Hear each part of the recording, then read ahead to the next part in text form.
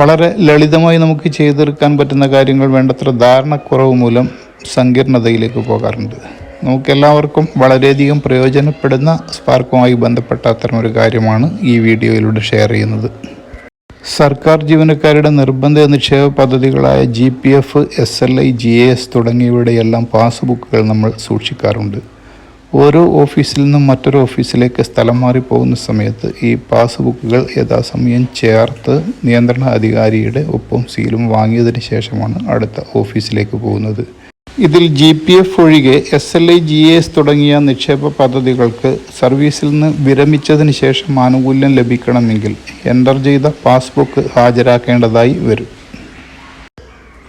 എന്നാൽ ഓഫീസിലെ ജോലി തിരക്ക് മൂലം പലപ്പോഴും യഥാസമയം ചേർക്കാൻ പറ്റാത്തവർ പേ രജിസ്റ്റർ, പേ തുടങ്ങിയവയിൽ നോക്കി അതിലുള്ള date of engagement, gross, net ഇതെല്ലാം കണ്ടുപിടിച്ചാണ് ചേർക്കുന്നത് നമ്മൾ കാണുന്നത്.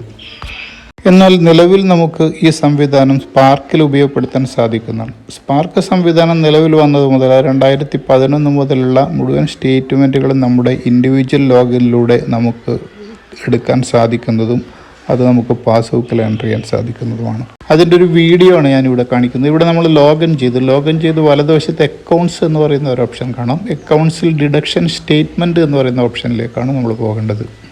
ഈ ഡിഡക്ഷൻ സ്റ്റേറ്റ്മെൻറ്റ് ഓപ്പൺ ചെയ്താലാണ് നമ്മൾ ഈ പറയുന്ന നിക്ഷേപ പദ്ധതികളുടെ സ്റ്റേറ്റ്മെൻറ്റ് നമുക്ക് കാണാൻ സാധിക്കുക. അതിനുവേണ്ടി നമ്മൾ ഡിഡക്ഷൻ സ്റ്റേറ്റ്മെൻറ്റ് ഓപ്പൺ ചെയ്യുകയാണ്. ഇതുപോലെ നമ്മുടെ ഇൻഡിവിജ്വൽ ലോഗിനിൽ നമ്മുടെ അക്കൗണ്ട്സിൽ ഡിഡക്ഷൻ സ്റ്റേറ്റ്മെൻറ്റ് ഓപ്പൺ ചെയ്താൽ നമ്മുടെ പേര്, ഡെസിഗ്നേഷൻ, ഓഫീസ് എന്നിവ അവിടെ കാണിക്കുന്നതായിരിക്കും.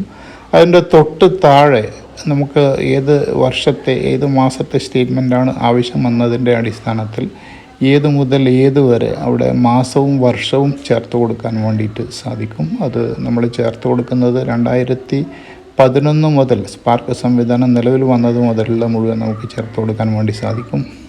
ഉദാഹരണത്തിന് ഞാനിവിടെ ഒരു സ്റ്റേറ്റ്മെൻറ്റ് ഡൗൺലോഡ് ചെയ്യുകയാണ്. അതായത് SLIയുടെ ജനുവരി 2024 മുതൽ ഡിസംബർ 2025 വരെയുള്ള സ്റ്റേറ്റ്മെൻറ്റാണ് ഡൗൺലോഡ് ചെയ്യുന്നത്. അപ്പോൾ അതിനുവേണ്ടി നമുക്കറിയാം അതിൻ്റെ താഴെ അവിടെ മാസം, വർഷം ചോദിക്കുന്നത് കാണാം. അതായത് ഏത് മുതൽ ഏത് വരെ എന്നുള്ളതാണ് ചോദിക്കുന്നത്. അപ്പോൾ നമ്മൾ ആദ്യം മാസം ജനുവരി 1 എന്നുള്ളത് 1-ാം മാസം നമുക്ക് സെലക്ട് ചെയ്യുക. അതുപോലെ തന്നെ വർഷം 2024 സെലക്ട് ചെയ്യുന്നു.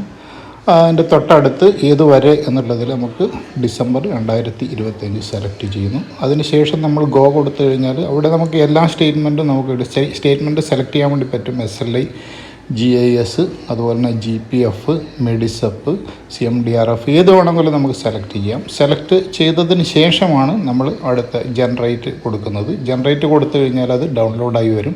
അപ്പോൾ വലതുഭാഗത്ത് മുകളിൽ ഡൗൺലോഡ്സിൽ നമുക്കത് കാണാൻ വേണ്ടി സാധിക്കും. അപ്പോൾ ഡൗൺലോഡ്സിൽ ഓപ്പൺ ചെയ്ത് കഴിഞ്ഞാൽ നമുക്ക് സ്റ്റേറ്റ്മെൻറ്റ് കിട്ടും. ആ സ്റ്റേറ്റ്മെൻറ്റിൽ നമുക്ക് കാണാം മുഴുവൻ വിവരങ്ങളും. അതിൽ നമ്മൾ ഓരോ മാസത്തെ ഡേറ്റ് ഓഫ് എൻഗേജ്മെൻറ്റ് കാണിക്കും. അതുപോലെ തന്നെ സാലറിയുടെ ഗ്രോസ്, നെറ്റ്, അതുപോലെ തന്നെ ഓരോരോ മാസത്തെ ഡിഡക്ഷൻ ഇത് നമുക്ക് കാണാൻ വേണ്ടി സാധിക്കും.